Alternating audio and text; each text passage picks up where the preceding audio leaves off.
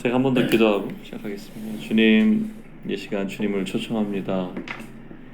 이 자리에 성령 하나님 임하시옵소서. 당신의 기름 부음 안에 제가 믿음으로 섭니다. 이곳을 통제하시고 다스리시고 당신 천군 천사로 지키시고 하늘에 속한 신령한 복으로 임하여 주시옵소서. 아멘. 저희들 마음에 들을 귀를 주시고 말하는 혀와 듣는 귀에 기름 발라주시고 저희 마음이 주님을 향해서 더욱더 나가게 해 주시옵소서. 아멘. 예수님의 이름으로 기도하였습니다. 아멘.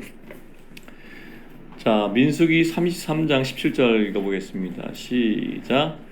거기서 떠나 하세롯에 진을 치고, 거기가 우리 기브로 핫다와였죠. 지난번에 탐욕의 무덤이라고 이렇게 나눴는데 거기서 떠나서 하세롯에 왔습니다.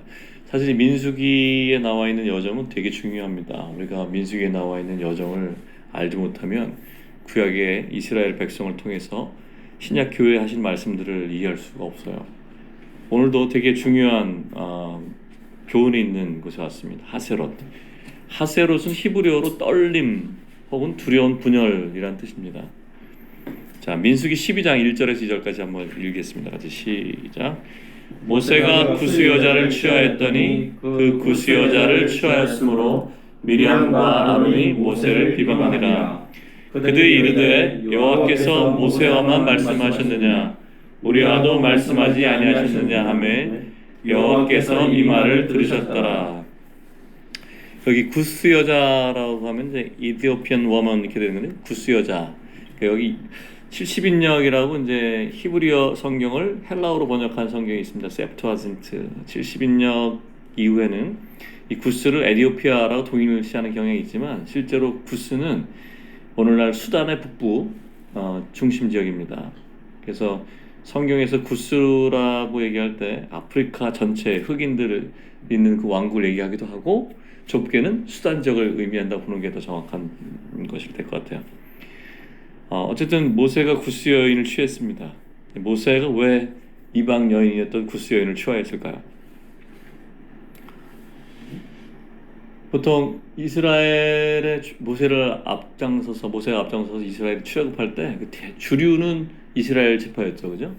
근데 성경에서는 이스라엘이 라암셋을 떠날 때 이스라엘만 나온 게 아니라 허다한 잡족이 나왔다고 되어 있습니다. 출애굽기 12장 37절에서 38절 다시 한번 읽어볼게요. 시작. 이스라엘 자손이 라암셋을 떠나서 숫곳에 이르니 이와 외에 보행하는 장정이 60만 가량이요 수많은 잡족과 양과 소와 심이 많은 가축이 그들과 함께 하였으며. 성경이 증언하고 있습니다. 하나님의 권능과 놀라운 기사를 보고 여호와가 참 신이다. 여호와께서 창세기에 나왔던 아담을 통해서 하나님의 언약을 이루겠다 하신 그 분이구나. 신은 유일한 한 분이시구나. 이걸 본 많은 잡족이 따라 나온 거죠. 근데 이스라엘이 출애굽할 때 수많은 잡족이라 표현된 이방인들은 말 그대로 민족적으로 소외감을 아마 느끼고 있었다고 보는 학자들이 많이 있어요. 그래서 모세가 이때가 벌써 나이가 얼마입니까? 120살 가까이 됐는데 120살 안 됐군요. 이렇게 광야를 돌아야 되니까. 아무튼 상당히 나이가 많이 든 아무래도 그죠? 그 나이가 든 사람이 뭐 영화를 보겠다고 자기 시편에서 인생이 70이고 강건한 80이라고 했던 사람이 자기 진액을라 소진행 같은 사람이 무슨 여인의 아름다움을 보려고 이걸 취했겠어요? 아마 모세가 구스 여인을 취한 것은 그 십보라 죽음 이후에 이방인들을 이렇게 통치하고 아우르고 이렇게 달래주는 행위가 아니었나 그렇게 학자들이 보는 경우가 많습니다. 아무튼 이날 미리암과 아론이 연합해서 모세를 비방하고 반역한 사건이 이제 이 하세롯에서 일어나는 거예요. 누가 주도했을까요? 미리암이 했을까요? 아론이 했을까요? 여기 네, 그죠. 나병에 걸린 사람은 아론이 아니고 미리암이었죠. 그러니까 미리암이 주도했다는 걸 알 수 있습니다. 근데 그들이 아론과 미리암이 모세가 구스 여인을 취한 것만 문제 삼은 게 아니었어요. 뭐라고 얘기했냐면 그 밑에 2절이 나와 있죠. 2절인가요? 그죠? 여호와께서 모세하고 말씀하셨느냐? 우리와도 말씀하지 아니하셨냐? 이렇게 얘기했는데 그걸 누가 들으셨어요? 하나님이 들으셨던 거예요. 이 말이 더 큰 거죠. 여호와께서 모세야만 말씀하셨느냐? 우리에도 말씀하지 않았느냐? 이게 무슨 뜻입니까? 우리랑 모세는 뭔 차이가 있느냐? 그 뜻이죠. 이 사람들은 예언자였습니다. 그죠? 그리고 대제사장이었죠, 아론이. 그러니까 사람으로 취할 수 있는 가장 높은 영예와 지위를 받은 사람인데 자기들에게 주어진 예언적 직분과 계시의 권위가 모세랑 무슨 차이가 있느냐 이렇게 반문한 겁니다. 미리암이 어떤 사람이었습니까? 모세가 어렸을 때 갈대 상자에 그 요괴배식에 났을 때 그 갈대 상자가 어디로 가는지 잘 보고 그 바로의 딸한테 그게 가니까 위험을 무릅쓰고 가가지고 바로의 딸에 가가지고 유모를 데려올까요? 뭐 이랬던 여자잖아요. 그러니까 누나가 보기에 모세는 한참 동생이죠, 그죠? 근데 아론은 어떤 사람이었습니까? 아론 말을 엄청 잘한다고 되어 있어요, 성경에, 그죠? 물론 성경에는 모세가 다 말한 것처럼 되어 있지만 모세가 하나님께 투덜거리잖아요. 자기는 이 혀가 둔한 사람입니다. 했더니 말 잘하는 사람 형이 있지 않냐 이렇게 얘기했잖아요.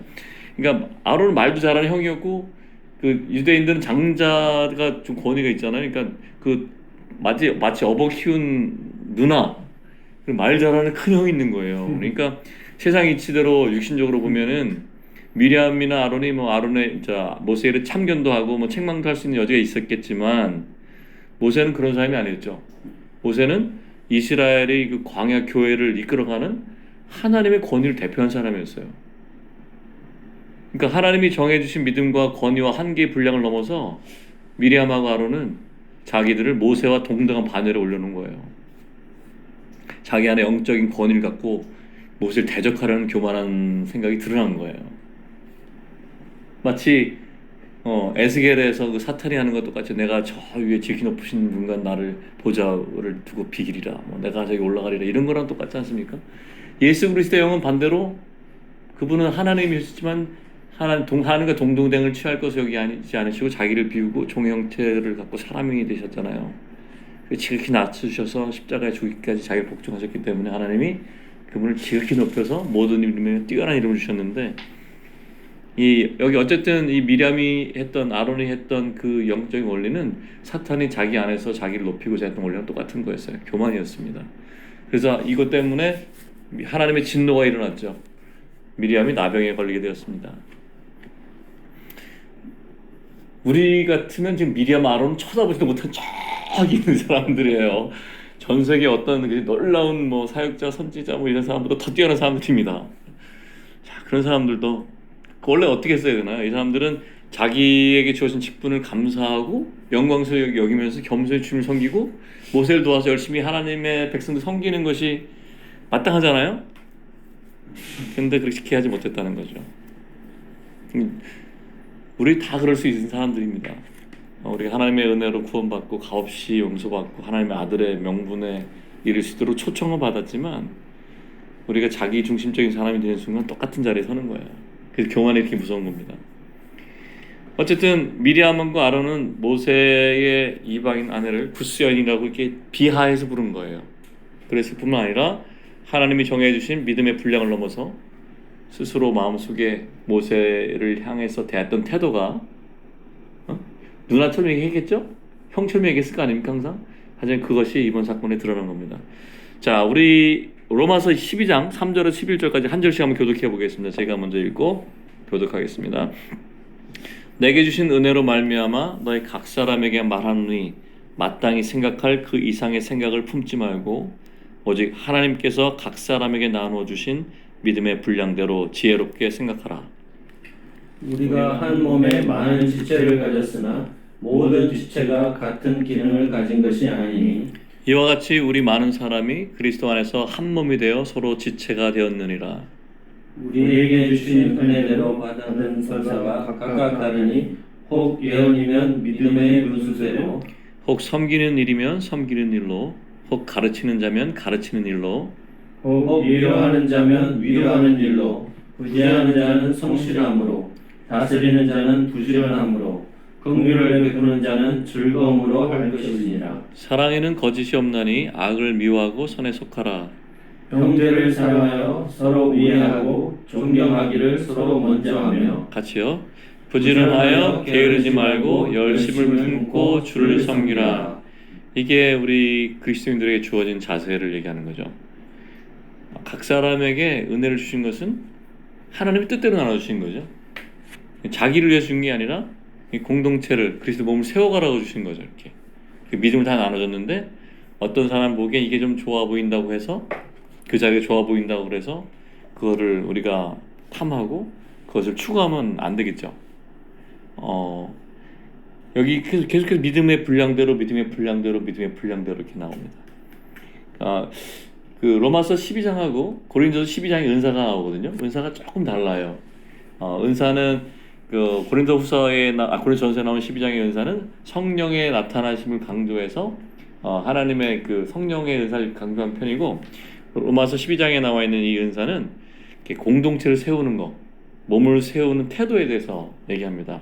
근데 여기 나와 있는 모든 것이 주님을 섬기는 거예요.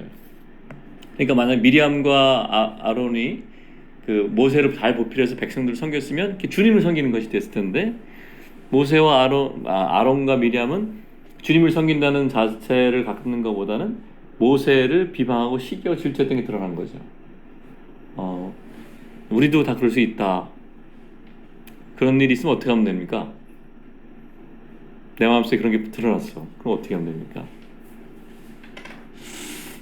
뭐 고민할 거 없죠. 바로 회개하면 되죠. 회개해야 돼요. 뭐 따질 거 없어요, 그죠? 우리는 원래는 왜 이런 일이 발생했냐면 미리암하고 미리암하고 아론은 포지션을 원한 거예요. 위치. 근데 성경의 원리는 포지션이 아니고 펑션이에요. 역할이란 말이에요. 역할. 우리는 역할을 각자 손의 역할, 발의 역할, 귀의 역할을 하면 한 몸이 다 섬겨지는 거잖아요. 내가 굳이 뭐 말하는 사람, 뭐 말씀 가르치는 사람, 꼭 치료하는 사람, 뭐 이런 사람들 필요 없습니다. 주님이 주신 것만큼 주님의 뜻을 따라서 순종해서 그게 나타나면 되는 거지. 내가 어떤 직분적으로 꼭 이런 거 어떤 역할을 하지 않아도 돼요. 물론 교회에서 그 오징죽임이라 해서 그 특별히 주신 은사가 있죠. 이렇게 사도, 선지자, 복음 전환자, 목사, 교사, 그리스도의 몸을 온전케 하고 성도를 온전케 해서 몸을 세우게 할 수 있는 그런 특별한 직분이 있는 사람도 있지만, 대부분의 사람들은 그냥 다 여러 기능이 같이 있어서 서로 사랑하며 살게 돼 있어요. 그걸 잊지 않으면 좋겠습니다. 이게 신약의 원리예요. 어쨌든 넘어가 보겠습니다. 모세와 미리암, 아론을 약간 영적인 의미와 상징으로 보는 사람들도 있어요. 모세는 어떤 것을 보냐면 생명의 빛, 그러니까 주님이 인도하시는 거죠. 생명의 빛, 주님의 생명과 빛이 나오는 거예요. 생명 안에 빛이 있다고 요한복음에서 그렇게 얘기하잖아요, 그죠? 미리암은 약간 감각적 기능. 그러니까 미리암이 속어도 치고 노래도 부르고 막 예언다 그러잖아요, 그죠? 아론은 이성적인 기능. 그렇게 보는 학자들도 있습니다. 그래서 감각적인 기능과 이성적 기능이 생명의 빛을 대체할 때 그런 문제가 생기겠죠. 생명의 빛에서 나와서 모든 것이 이루어져야 되는데, 어떻게 생각했던 거, 사고로 했던 거, 감각이 느꼈던 거, 믿어지는 거 있잖아요, 이런 거. 외적인 그런 체험과 감각들, 이런 것이 주객전도가 되지 않도록 주의할 필요가 있을 것 같습니다. 어쨌든 여기서 미리암에게는 나병이 생겼는데, 잠깐 우리가 성경에 나와 있는 그 나병의 원리를 좀 배울 필요가 있다고 생각해요. 오늘은 우선 하나님께서 모세를 부르실 때 모세가 이렇게 품에 손을 넣었다가 빼니까 뭐가 생겼냐면 나병이 생겼죠. 그 한번 읽어보겠습니다. 출애굽기 4장 6절 7절 시작. 여호와께서 또 그에게 이르시되 내 손에 품을 넣으라 하시매 그가 손을 품에 넣었다가 내어보니 그의 손에 나병이 생겨 눈같이 된지라. 이르시되 내 손을 다시 품에 넣으라 하시매 그가 다시 손을 품을 넣었다가 내어보니 그의 손이 본래의 살로 되돌아왔더라. 이 메시지를 하나님이 세 가지 주신 거예요. 그 중에서 하나가 이 나병에 대한 것입니다. 이 나병의 표적 의미하는 게 무엇일까요? 이게 겉으로 보기에는 아주 그냥 깔끔했는데 손에 품속에 깊이 넣어보니까, 우리 존재 깊숙이 넣어보니까 우리의 실존이 뭐라는 거예요? 우리 실존은 나병 환자라는 거예요. 이 성경에서 나병 환자, 문둥병은 죄를 얘기합니다. 살자람이 뚝뚝 떨어져 나가잖아요. 근데 감각이 있어요, 없어요? 죄를 지어도 죄인지 몰라요. 우리 아담의 본성이 그래요. 우리는 다 그런 게 있습니다. 그러니까 인류의 실존이 나병 환자다. 근데 다시 손을 넣으라 했잖아요, 하나님이. 다시 넣으니까 어떻게 됐어요? 깨끗해졌죠. 그러니까 모세를 통한 하나님의 사역을 통해서 우리 사람이 인류가 치유받게 된다는 거예요. 우리 실존은 나병 환자지만 모세로 되는 하나님의 권위 속에서 하나님을 따라서 하나님 집에서 섬길 때 하나님과 연합할 때 우리의 온 존재가 치유된다는 걸 얘기하는 거죠. 자, 민수기 12장 3절을 보겠습니다. 12장 3절 시작. 이 사람 모세는 온유함이 지면의 모든 사람보다 더하더라. 이 온유하다는 단어가 어떤 뜻일 것 같으세요? 어떤 뜻일 것 같아요? 온유하다. 평안하다. 온유한 자는 복이 있나니 땅을 기업으로 찾으게 할 것이요. 그렇죠? 예수님 그렇게 얘기하셨죠. 신중하다. 여기서 온유하다는 어떤 뜻이냐면 어떤 단어냐면 사자를 조련할 때 쓰는 단어래요. 사자. 사자를 조련할 때 조련사에게 아주 온유해지죠. 사자. 그런데 대적을 향해서는 거침없이 악명을 갖고 있다는 거예요. 그냥 실없이 온유한 게 아니고 그러니까 자기의 주권자, 자기의 권위자, 하나님의 뜻에는 온유하고 자기가 깨어지고 부서지고 훈련받아서 온유하고 하지만 대적을 향해서는 표하는 그런 마음, 그런 뜻이 있다고 그래요. 모세는 40년 동안 하나님에게서 광야에서 조련을 받은 거죠. 그죠? 우리도 역시 이 광야를 살아가면서 잘 모르지만 우린 잘 몰라도 하나님께서 우리를 훈련시키고 계시죠. 그 훈련 중에 여러 가지가 있겠지만 자기 안에 있는 존재를 깨트리는 거, 자아가 십자가에 넘겨지고 비워지는 거. 그래서 우리 자신이 백향목이나 뛰어난 어떤 종려나무가 아니라 그냥 주님이 없으면 아무 쓸모없는 떨기나무인 걸 알아가는 거. 그래서 자기가 자기를 드러내지 않고 모든 것을 주님께 영광을 돌리는 거. 그렇지만 그 안에 주의 불이 타는 거. 그런 걸 배우는 거겠죠. 현재 우리 모습은 하나님이 만들어내신 결과물입니다. 근데 이때 그 미리암하고 아론이 모세한테 이렇게 막 비방할 때 모세가 잠잠했어요. 그래서 온유하다고 한 거예요. 자기가 대처하려고 하지 않았어요. 그죠? 그랬더니 결국 하나님이 모세 편을 들어주신 거죠. 모세는 아무것도 대항하지 않았어요. 그죠? 자, 민수기 12장 4절 읽어보겠습니다. 시작. 여호와께서 갑자기 모세와 아론과 미리암에게 이르시되 너희 세 사람은 회막으로 나오라 하시니 그 세 사람이 나아가매. 그러니까 갑자기란 말을 쓴 걸 보면은 아무도 기대하지 않았다는 거예요. 막 아론과 미리암이 막 모세를 비방했을 때 이 세 사람은 이런 걸 기대하지 않았다는 뜻이죠. 갑자기 근데 하나님이 집합시켰어요. 집합. 그래서 세 사람이 집합했죠. 5절 읽어볼게요. 시작. 여호와께서 구름 가운데서 강림하사 장막문에 서시고 아론과 미리암을 부르시는지라 그 두 사람이 나아가매. 하나님이 구름 기둥 가운데 서가지고 장막을 딱 서시고 아론과 미리암을 부르는 거예요. 엄청 무서웠을 것 같아, 그죠? 자, 5절에 보면 구름 속으로 들어오게 하셨다 그런 뜻입니다. 구름 가운데 강림하셔서 불렀다니까 아론과 미리암을 주님의 임재 안으로 들어오게 하신 거예요. 그리고 나서 이제 6절에 얘기합니다. 6절 읽어볼까요? 시작. 이르시되 내 말을 들으라. 너희 중에 선지자가 있으면 나 여호와가 환상으로 나를 그에게 알리기도 하고 꿈으로 그에게 말하기도 하거니와. 7절까지 읽어볼까요? 내 종 모세와는 그렇지 아니하니 그는 내 온 집에 충성함이라. 하나님이 이제 증언하시는 거예요. 모세 편을 드시는 겁니다. 너희 중에 선지자가 있으면 일반적인 선지자들은 환상도 주고 꿈으로 말해주기도 해. 그런데 모세는 그렇지 않아. 그죠? 모세랑 너희들하고는 차원이 다르다라고 얘기하는 거죠. 일반 선지자들하고는 다르다. 하나님께서 모세는 80년 동안 공들여 만든 선지자예요. 그리고 단순히 그 예언이라는 것이 한 일부분이잖아요. 부분으로 예언하고 부분으로 알고 그러잖아요. 근데 모세한테는 부분을 계시하신 게 아니라 하나님의 집 전체를 계시하신 거예요. 하나님의 집이 어떻게 이루어진 장막을 어떻게 지어야 되는지, 제단은 어떻게 쌓아야 되는지 그 식양을 다 보여줬잖아요. 그 진을 어떻게 쳐야 되는지 다 알려줬죠. 그 진의 사방 8개가 나중에 새 예루살렘의 그 방향과 똑같아요. 그게 놀라운 일입니다. 그 성경에 나와 있는 그 모세오경에 나와 있는 모든 절차와 계시가 아주 놀라워요. 나중에 우리가 조금씩 설명해 나가겠습니다만 어쨌든 모세는 누구의 표예요? 또 예수 그리스도의 표죠. 예수 그리스도를 계시하시는 겁니다. 아론은 대제사장을 계시하는 거죠. 그리스도의 일부를 뭐 하늘에게 속한 대제사장이신 예수 그리스도를 일부 계시하는 거긴 하지만 모세는 하나님의 집집 전체와 예수 그리스도를 계시하고 하나님의 말씀을 대표합니다. 하나님의 온 집에 충성한 종이죠, 모세. 모세를 얼마나 아끼셨을까요? 하나님이 모세가 죽을 때 그 시체도 사탄이 못 가져가도록 싹 숨겨놓으셨어요. 우리가 예표적으로 모세는 율법을 상징하는 면도 있기 때문에 가나안에 들어갈 수 없지만 하나님 모세가 없어 사랑하셨습니다. 모세는 결국 가나안 땅에 들어갔어요. 언제 들어갔을까요? 모세가 결국 가나안 땅에 들어갔어요. 언제 들어갔을까요? 죽어서? 변화산에서 예수님이 있을 때 들어갔어요. 영적으로. 엘리야도 휴거했잖아요. 하늘 올라갔잖아요.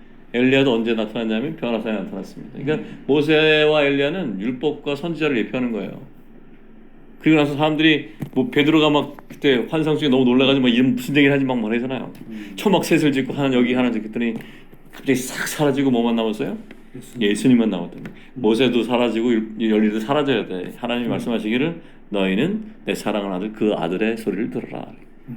신약의 사람들은 예수 그리스도의 소리를 듣는 사람들입니다. 모세와 엘리야는 예표였죠, 그죠? 어쨌든 8절 한번 읽어보겠습니다. 시작. 그와는 내가 대면하여 명백히 말하고 은밀한 말로 하지 아니하며 그는 또 여호와의 형상을 보거늘 너희가 어찌하여 내 종 모세 비방하기를 두려워하지 아니하느냐. 아주 지명했습니다. 내 종 모세를 이렇게 얘기했어요. 대면하여 명백히 말하고 이렇게 얘기했잖아요. 대면하여 알던 자 무슨 뜻이냐면 입과 입을 맞춘 자라는 뜻이에요. 입과 입을 맞춘다. 주님의 형상을 본 자. 주님이 앞에는 안 보이시고 뒷모습만 보이셨죠, 그죠? 선지자 모세는 선지자의 모세 외의 선지자는 일부분만 부분을 계시하고 환상도 보고 이렇게 말을 하지만 모세는 하나님의 전체를 다 본 사람입니다. 그러니까 하나님께서 차별을 확 걷죠. 너희랑 모세는 뭐라 해야죠? 다르다. 다른 겁니다. 자, 9절 10절 읽어보겠습니다. 시작. 여호와께서 그들을 향하여 진노하시고 떠나심에 구름이 장막 위에서 떠나갔고 미리암은 나병에 걸려 눈과 같더라. 아론이 미리암을 본즉 나병에 걸렸더라. 여기 참 재밌는 장면이 나오는데 하나님이 진노하셨어요, 그죠? 그렇게 얘기하시면서 모세랑 너네는 달라! 라고 가셨는데 10절에 어떻게 되어 있습니까? 구름이 장막 위에서 떠나갔어요. 미리암은 나병에 걸렸고. 원래 구름이 장막에 떠나면 어떻게 돼요? 정말 가야 된다. 가야 되죠. 근데 갔어요, 안 갔어요? 못 갔어요. 7일 동안 미리암 진영 밖에서 있어야 되거든요. 이 7일이 단순히 7일뿐만 아니라 완전수입니다. 죄가 있는 사람들은 하나님의 진영에서 완전히 분리돼야 되는 거예요. 그러니까 우리가 죄가 드러나면 우리는 주님 앞에서 죄를 어떻게 갖고 있어야 돼요? 버려야 돼요? 버려야 됩니다. 어떤 때는 우리가 죄가 있는지 모를 때가 있어요. 그때는 그냥 지나가는 거죠. 언제? 성령께서 빗비추시면 어떻게? 그때는 결단 내야 됩니다. 그 죄를 처리해야 돼요. 이 처리하지 않으면 진영 안에 올 수가 없어요. 이스라엘 진. 물론 우리 안에 우리 죄를 누가 다 담당했냐면 예수 그리스도께서 다 담당하셨죠. 십자가에서 나를 포함해서 내가 나로서 죽으셨죠. 나도 거기서 죽었고 예수님이 부활 때 부활하셨고 내가 저지른 모든 죄의 형벌을 지금 다 놔두시고 열매도 다 거두셨지만 성령께서 빛비춰서 딱 그거 죄야 그러는 순간 어떻게 돼? 우리 요한일서에 있는 말씀처럼 우리가 죄를 자백하고 그죠? 예수님 피로 씻어야죠, 그죠? 그 주님 앞에서 결단해야 되는 시간이 있습니다. 어쨌든 구름이 장막 위에 떠났다는 거 놀라운 일이죠. 우리가 삶 속에서 주님의 구름이나 불기둥이 성령의 임재를 얘기하는데 성령의 임재가 떠났는데 내가 모르고 있으면 그보다 큰 문제가 없죠. 아까 덕성대님이 아까 하나님이 멀다 내가 멀다 그랬던가 그렇게 얘기했는데 그 구름이 떠난 거예요. 그럼 그게 어떻게 받아들여야 되냐? 주님께 나가야 되죠. 주님 저에게 빛 비춰 주십시오. 주님 저에게 친밀했던 주님의 임재로 다시 제가 주님의 임재 속에 있게 하여 주십시오. 이렇게 기도하시면서 주님을 찾으시면 좋을 것 같습니다. 자, 이제 성경에서 나병이 걸린 경우 몇 가지 한번 살펴보려고 그래요. 대부분 교만하고 관련이 있는 것 같아요. 1번 미리암은 우리 민수기 12장 10절을 다시 한번 읽어볼까요? 시작. 구름이 장막 위에서 떠나갔고 미리암은 나병에 걸려 누군가 같더라. 아론이 미리암을 본즉 나병에 걸렸더라. 이게 교만이라는 것이 어떻게 오냐면 판단하면 교만이 되잖아요, 그죠? 원래 판단할 수 있고 옳고 그름을 판단할 수 있는 분은 하나님밖에 안 계신데 우리가 옳고 그름을 판단하는 순간 바로 그 교만해지죠. 우리 하나님이 자리에 선 거예요. 자, 우시야 왕이 있었습니다. 우시야 왕. 역대하 26장 16절 읽어볼까요? 시작. 그가 강성해짐에 그의 마음이 교만하여 악을 행하여 그의 하나님 여호와께 범죄하되 곧 여호와의 성전에 들어가서 향단에게 분향하러 한지라. 19절 읽어볼게요. 시작. 우시야가 손으로 향로를 잡고 분향하려 하다가 화를 내니 그가 제사장에게 화를 낼 때에 여호와의 전한 향단 곁 제사장들 앞에서 그의 이마에 나병이 생긴지라. 원래 이 향을 드리는 것은 제사장들만 할 수 있었잖아요. 왕이라고 함부로 할 수 없었죠. 근데 이 잘못된 향을 가지고 분향하다가 화를 입은 겁니다. 아론의 아들들이 있었죠. 나답과 아비후. 여호와께서 명하지 않는 불을 갖다 냈다가 어떻게 됐습니까? 죽었습니다. 그 자리에서. 그러니까 하나님이 정하신 법도와 규례와 그 위치를 벗어나게 되면 죽게 돼 있어요. 구약의 율법에서는 물리적으로 죽는 거지만 신약의 원리는 어떻습니까? 성경에서 말하는 죽음이라는 것은 생명이 흐르는 관계가 단절된 걸 얘기해요. 그러니까 하나님과 관계가 잠시 죄 때문에 멀어져 있거나 서로 사랑하는 지체 사이의 관계가 끊어져가지고 생명이 흐르지 않는 관계, 그걸 죽음이라고 얘기합니다. 그리고 이마에 나병이 생겼잖아요. 이마에 나병이 생긴 것은 지도자가 죄를 졌을 때 나타나는 현상이라요, 성경에서. 그래서 보통은 이제 그 레위기에 보면은 나병에 걸렸을 때 규례가 있습니다. 이렇게 며칠 동안 살펴보다가 어떻게 되면은 뭐 이렇게 나병이니까 격리하고 그렇게 되는데 지도자들이 나병에 걸렸을 때는 일단 일정 시간 금고 기간이 없어요. 바로 격리해요. 그만큼 지도자의 죄가 엄중하다는 걸 얘기하고 있습니다. 우리 영적인 리더십이 만약에 문제가 생기면 어떻게 됩니까? 그를 따르는 수많은 사람들이 전부 다 잘못 가게 되겠죠. 그래서 하나님께서 지도자에 대해서 엄중하게 보시는 거고, 그 성경에 신약성에 보면 그러잖아요. 너희는 많이 선생이 되지 마라. 그죠? 많이 선생이 되지 말라 그러잖아요. 자꾸 이제 우리가 가르치는 것보다 사실 복종하는 자가 되면 좋은데 가르치고 바울처럼 행하면 괜찮아요. 자기가 가르치고 나서 전한 후에 자기가 버리지 않게 해서 막 두렵고 떨림으로 떨었다 그랬잖아요. 그래서 바울은 지켜갔거든요, 그 삶을. 우리도 그런 바울의 본을 따라야 될 것 같습니다. 자, 세 번째 나아만에 대해서 한번 볼까요? 나아만. 열왕기 하 5장 1절 시작. 아람 왕의 군대 장관 나아만은 그의 주인 앞에서 크고 존귀한 자니 이는 여호와께서 전에 그에게 아람을 구원하게 하셨습니다. 그는 큰 용사이나 남의 혼자였더라. 이 나아만은 불신을 대표합니다. 이 나면. 그러니까 교만해도 나병이 생기고 불신해도 나병이 생기는 거죠. 자, 이 나아만이 아람 왕 군대 장관인데 여호와께서 그를 아람을 구원하게 하셨습니다. 이렇게 하나님이 이스라엘의 하나님이 아니라 모든 만군의 하나님입니다. 모든 민족의 하나님이시죠. 하나님께서 이 나아만에게 나병이 생기게 해서 여러 가지, 그죠? 여종이 소개했잖아요. 우리 이런 선지자가 있습니다. 가봅시다. 아래서 나왔습니다. 그죠? 어쨌든 불신의 경우 성경에서는 문둥병이 발생한다. 그걸 기억하면 좋을 것 같고요. 게하시에 대해서 한번 볼까요? 열왕기 하 5장 26절 시작. 지금이 어찌 은을 받으며 옷을 받으며 포도원이나 양이나 소나 남종이나 여종을 받을 때냐. 27절. 그러므로 나아만의 나병이 내게 들어 내 자손에게 미쳐 영원토록 이르려 하니 게하시가 그 앞에서 물러나오매 나병이 발하여 눈같이 되었더라. 네, 아무튼 이런 것처럼 우리 성경에서 말하는 그 영적 원리를 따르면 교만하거나 남을 판단하거나 아니면 불신하거나 탐욕을 품을 때, 게하시는 탐욕했잖아요. 나병이 발생하는 걸 보여주고 있습니다. 우리도 영적으로 이런 걸 품으면 관계에서 끊어지게 돼 있어요. 그죠? 어떤 공동체에서 한 사람이 혼자 교만하거나 이렇게 어떻게 얘기하는데 리더의 말을 믿지 않거나 아니면 자기 혼자 탐심 가져서 이렇게 혼자 뭘 취한다고 하면은 공동체 관계가 끊어지겠죠.